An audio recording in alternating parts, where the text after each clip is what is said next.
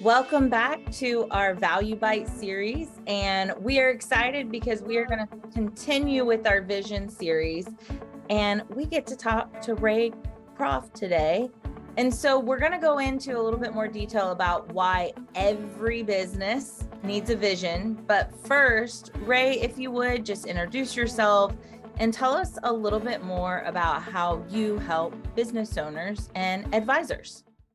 Okay, well, thank you, Randy. I've been in this business for about 25 years. You probably can't tell by all this gray here, but it's been 25 years. And I've been working with business owners that whole time. And my focus is working with business owners to help them build a more efficient, profitable, scalable, and valuable business, right, at that time. And so I've been doing that for a number of years. And I've been approached by different advisors as well, asking me, what are the tricks of the trade? What are some experiences you've had? And then that got me to thinking, and I developed the Advisor's Edge, which is a portal for advisors to help them build and scale their practice. And so that's been really rewarding to help advisors build a practice. And so thinking about how you're helping other advisors as well as business owners, I know with what we do working with business owners, a lot of times when we're helping them go through our vision value model, we find that the conversation around their vision for their business can get a little tricky, especially if it's not like a larger business, if it's a solopreneur, people who are consultants, people who are just doing advisory work. They haven't really thought ahead, which is kind of ironic because they know better. And so how would you talk to an advisor or a consultant about their vision? How would you approach that conversation to get them thinking about the vision for their business? Yeah, and so same thing with advisors and business owners, because advisors are business owners, right? Let me start with something that maybe they should not do that I used to do, right? When I had approached that topic about vision and mission, is always, oh, it's for the big guys. Yeah, they do it because they're big, whatever. My response was at the time that, do you think they implemented those visions and mission statements when they got big? Or do you think they got big because they implemented those? And my other question would be, so why would they just do that? Well, we've been successful, so let's change some things up and do a vision and mission. And I would get advisors and business owners to say, okay, that makes sense. And they would implement the vision and the mission and strategies and everything, but they just weren't tied to it, right? They just were not tied to it. They didn't believe in it, so they didn't implement it. So what I did is basically how I changed how I approach this is I tied it to something that they're familiar with, right? A budget, right? Everybody wants to talk about budget. They think that's the key to building a successful, profitable practice, right? And so we have that conversation, what a budget is. And I talked to them about having 3 different budgets: an operational budget, a cash flow budget, and a capital budget. And they're not really familiar with all that. But I'll say, hey, look, if you're going to do a budget, it needs to be tied to something. For example, if you are going to take on a different project or open up a practice in a different city or something like that, you would have a line item budget tied to that, right? Maybe multiple lines, right? You're going to have to get a new office, you might need to get people, this, that, and the other. And that makes sense. And that would make sense to them. So got them thinking more on the goal type thing, the strategy type thing. And so we kind of would expand on that. They'd start to think more about, okay, goals and tactics and how it relates to the budget. But then as we opened up that conversation, it was very clear that they have not fully thought out or developed their goals, right? And their tactics. They've thought about it. And as advisors, and I'm one of them, we kind of chase new things, right? Something shiny or whatever. So they're starting to understand the importance of these goals. So that's when it opens up the conversation, or the thought at least, of a vision, right? Again, I like to tie it to something very personal, right? So I usually talk about being a parent, right? When you're a parent, you have a vision for your kids, especially first-time parents, okay? What's your vision for your kids? So I want them, to be generous and kind. I may want them to be a world-class athlete or top-notch academic or whatever, right? And so you don't just say, okay, I'm going to leave that up to chance. You normally come up with some sort of plan, right? If you want them to be kind and generous, you might plan to take them with you when you're volunteering. You might enroll them in a private school. You might do all these different things to help them achieve vision, right? Now, along the way, our kids, they start developing their own vision, right? And so again, as parents, we want to support that. But again, we create some sort of plan, some sort of pathway to help them do that, to achieve that vision. And your goal is at age 18 that maybe they'll achieve 50% of that, right? But the thing is, they understand, okay, I understand what a vision is because I had those for my kids. And now it's tied emotional, right? Because their business is one of their kids as well, right? So along that way, I start bringing them down the path to think about their business in the same way, a vision for their kids. That's Does that make sense? Absolutely. And I think that's such a great example of trying to help owners and advisors really wrap their brain around something that can feel so big and ambiguous. And sometimes as business owners, I think we think that the emotion, right, isn't tied to it, but you're spot on. It's their baby too. So why wouldn't there be emotion in it? So I love that. And so Ray, when you are working with owners and with advisors, it sounds like you've got a great process of helping them identify that vision and start to move into it. So what are some ways that owners and advisors can use their vision to help keep them focused and ultimately moving forward? What are some ways that they can do that? Well, you got to do the work on the front end, right? You got to do the work on the front end to get them to really come up with a vision that they believe in, right? And so working with a business owner or an advisor, whatever, to ask them, so why do you want to build your business, your practice? Well, I want to make more money. Well, why do you want to make more money? Well, I want to do more things. Well, why do you want to do more things? And you start digging a little deeper, deeper, deeper until the point where you get to the real root, the real cause, right? The real reason why they want to build a bigger practice or more efficient practice or whatever, right? It may be that they grew up poor and they never want to be there again, right?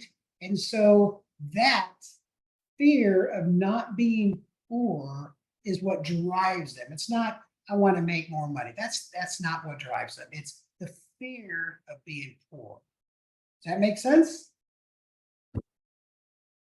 So, and then as an advisor, whether I'm working with advisor, and I've had worked with advisor, with a business owner, once we attach that, right, then I continually to remind them because they're going to fall off, right?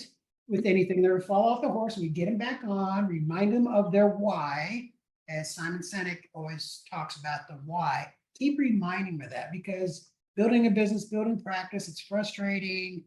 You're constantly getting rejected, and it's very difficult to be an advisor because 80% of the time you're facing rejection. You wake up every day and get kicked in the teeth.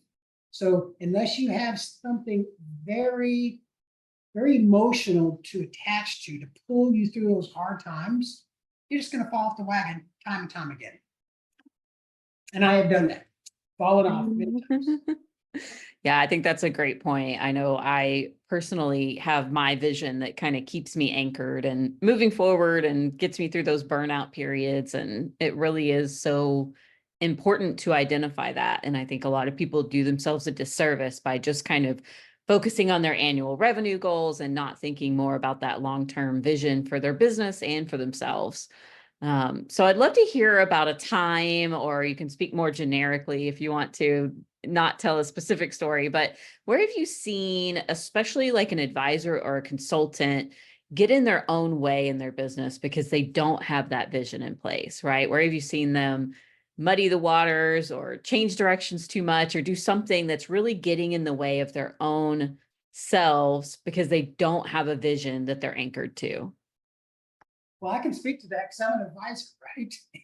And I got into in my own way many, many times, right? And I'm sure Heather and Randy, you've done the same thing, even when you had a plan. But without a plan, I mean, I've got advisors, I've got business owners that will spend more time planning their trip to Cancun than they do on their business, right? And advisors, typically, they're very good at the technical part of their job, right? They're not really good at the marketing and things like that and stuff. And so, but that is the fuel to their business, is the marketing part, the prospecting part. And so they're constantly seeing new ways to generate income, a new idea, this, that, and the other. And so, and I've done that. I've been there, done that, so I can speak to that. It's just, oh, you get an email that promises you this, and you say, okay, and then you try it for 30 days or 30 minutes, doesn't produce results, so you move on to something else if that doesn't work, whatever.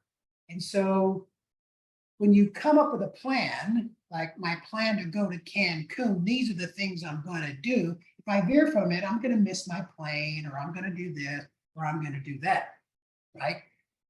So again, tying the vision to the goals and the tactics and the plan, it will keep you focused. And when you get off, when you fall and drive into the ditch, it's easier to find your way back if you've got that north, that's your north. You've got that plan to come back to.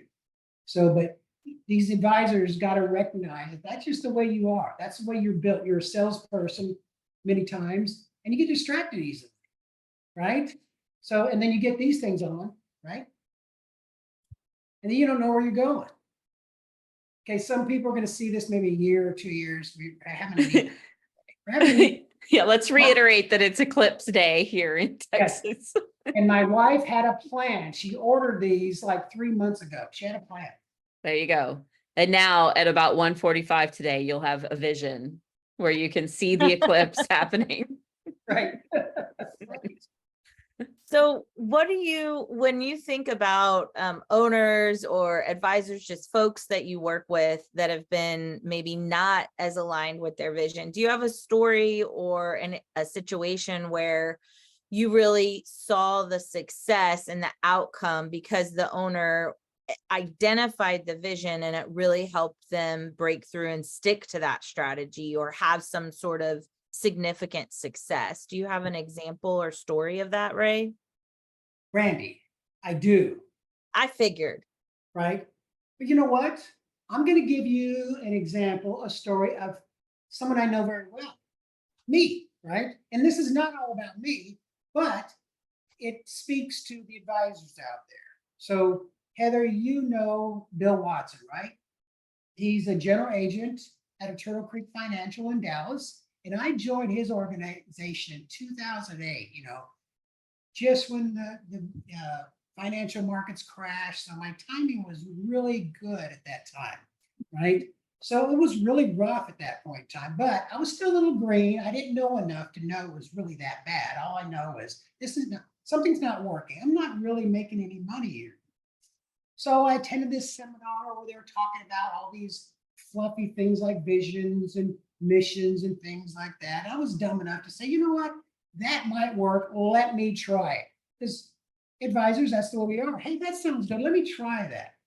But I've always been the type that says, you know what? If somebody else has already done it, let me try that. And they were successful. I don't like to reinvent the wheel. I will try and invent a wheel, but I don't want to reinvent one, if that makes sense. So I went through this process. I actually got a coach. I went through this process. And I remember that year or the next year, my goal for that year was to build a practice so I could spend more time with my kids, right? They were still young, right? And that was my goal. I mean, again, I went through that process. I want to make more money. I want to do this. I want to do that. But in the end, I wanted to provide for my kids and I want to be there for my kids. I knew too many people that were not there for their kids. They were doing all this stuff for their kids. And they turned around, the kids were gone, and they didn't spend any time with their kids. So if you ask my wife, she will confirm I never missed a game. I never missed a drama thing. I never missed band. I never missed any of that stuff, right? Basically because I had a very emotional goal that I was tied to that when times were tough, right? It brought me back. It kept bringing me back to that because that was the reason why I did it. And over the years, I've just kind of refined that. Before it was just that goal. Then there was that vision and the strategies. And I could show you, I do a business plan every year, and I have for the last 15 years, right? The vision never changed a whole lot. It changes somewhat, right? Because now I'm older, right? Now my vision is, am I going to live another 5 years? When you get to be my age, you don't even buy toilet paper in bulk anymore because, you don't want to waste any, right? So that vision may change a little bit because I don't really have a 30-year plan anymore. Now it's kind of like 30 minutes, right? 30 days, right? But I tie my goals to that vision. My goals change, right? And as like when I started Advisor's Edge, that was another goal, but it still fed into my vision, right? So sorry I gave another story about me. It's not all about me, but it's fresh. No, I think it's great, especially because, I mean, who better to share with advisors how they can connect to their vision than you as someone who has that firsthand experience. So I think it's phenomenal and really just a great reminder. And I love that you said, you know what, I'm not going to reinvent the wheel. I'm going to build my own wheel and try something and see how it works. And what do you know, having a vision to move your business forward, it just might work. Yeah. I love too that you said that, you start with that vision and then base your goals around that. So your goals may shift kind of depending on where you're at on track to that vision or how your vision may have shifted. But that's so in line with, how we do things, because most people will think about goals more from the standpoint of, what do I want my business to do this year, instead of where am I at on the trajectory towards my ultimate vision? And those are two really different things. They don't always align in the way that you would think that they would. So I love that you look at it in that way. Talking about the importance of getting that emotional connection through having a vision, I think is really important, but it can also go too far, right? When we get emotions involved, sometimes that makes our decision making not so sound. So what are some ways that you help owners to kind of balance that, bringing the emotional side in to connect with a vision, but not getting so tied up in the emotional side that now we're sacrificing those fundamental things we need to do to keep the business healthy and running on track? So how do you kind of help people find that balancing point? Yeah, point of clarification, I try and tie that emotion in the beginning to their vision. So the emotions tied to the vision, but when you come up with those strategies and stuff, those are not emotional, right?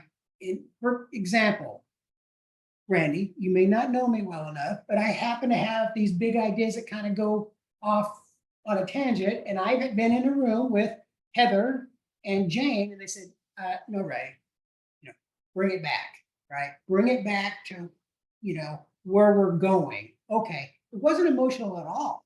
It just got me refocused to the plan, right? Which is tied to an emotional vision for me, right? So that part's emotional, but the plan is not. And the thing is, plan, the strategies and the tactics can get a little monotonous sometimes, right? I do this every month, I do this every week, I do this every day, or something like that, right? And there's no emotion to it, but you can fall off very quickly because it just gets boring, I should say, monotonous. But if you continue to bring it back to your vision and say, why am I doing this? You kind of get reinvigorated, right? So when I'm working with my business owners, there's no emotion in it, right? You're going to do this, that, and the other, or whatever, because it's going to lead to their 1-year goal. And that 1-year goal is going to lead to your 3-year goal. And that 3-year goal is going to lead to your 5-year goal, whatever. No emotion there, right? Does that clarify a little bit, Heather? Yeah, I like that. I heard one time, and I wish I could remember who said this because it was so insightful, but the idea that emotions are data, not directives, right? It's like take into account how you feel and use that information as data, but don't let it guide your next steps, right? It's part of what's going to influence you, but it's not the thing that's going to make you take a direct next step. So having someone like you that can kind of keep them anchored on that strategy that ultimately is taking them in an emotional place to reach their ultimate vision, but keeping really anchored to what actually matters today from a strategic standpoint. I think that's something that's really important to have someone in place that does help you with that, because as an owner, it's really easy to get swept up in all of the things that you have going on every day in just keeping the business going forward. And it can be really easy to fall off track if you're letting emotions and those things like fear and worry and stress take over and start running the directives instead of the strategy. So, Ray, as we close out our value bite, what final insights would you give to advisors that maybe are just starting to think about their vision or recognizing that, hey, this guy might know what he's talking about? Well, they probably won't think that, but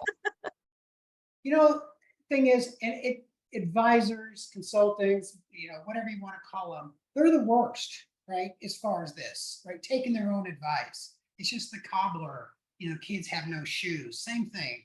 They do a great job many times of working with their business owner clients, and then they don't do it themselves, right? They get off that Zoom or they get out of that meeting and they go about their business doing the same old thing they did before, which is going around in circles chasing their tail. So if anything, right, to be able to face your clients in the eye and ask them to do something, you better be doing it yourself, right? And if you will get with somebody that has some experience that can lead you through this thing, because it's just like anything. There's an expertise, there's an art and a science to this, right? Just because you're a great wealth manager doesn't mean you're a great you're not great at putting these business plans and these visions together. Get with someone who they can draw these things out of you, right? And then once you put the work in, don't put it in a 3-ring binder and set it up on the shelf.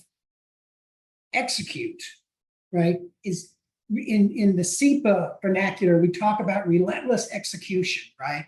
So once you've developed that, use that relentless execution. Give it a year. Give it a year, and in a year you look back, and if your practice hasn't changed, then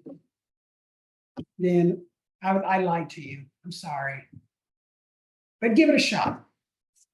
I think that's such a great reminder that in order to ask your clients to take on and accomplish these aspects of their strategy or their vision or whatever it is that you're tasking them with that day, that you really need to check in and be doing that yourself. And I think that's something that we absolutely have experienced in our own marketing strategy. The process that we're asking clients to follow, we just last year was when we were like, you know what, we really need to go back and redo our own marketing strategy so that it's really aligned with kind of what we've developed over the course of the last 8-10 years. So Yeah, I mean, look, we did it, Heather, but then we've improved it. And so we had to go back and double down. So we are now following our own directive, but I think that's such a great reminder and such a simple thing, right? It's very big, but it's a step that you can take today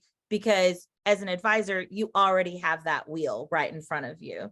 So if folks want to connect with you, Ray, to learn more about Advisors Edge, learn more about those resources that they could have available to them as advisors, where would they go?